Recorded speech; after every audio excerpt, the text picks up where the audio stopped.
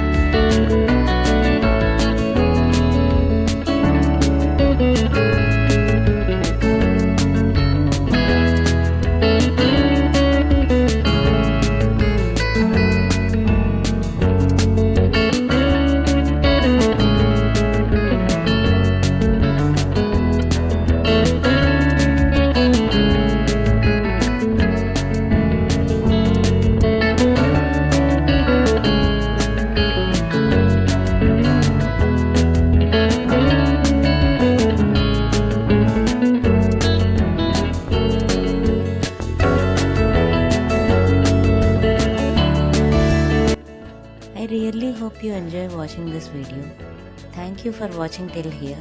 Please do subscribe to my channel if you like this video, and also check out all other videos. Do let me know in the comments what are your thoughts, and also share with your friends and family who you think will like this video. Thank you. Take care. We'll meet in the next video.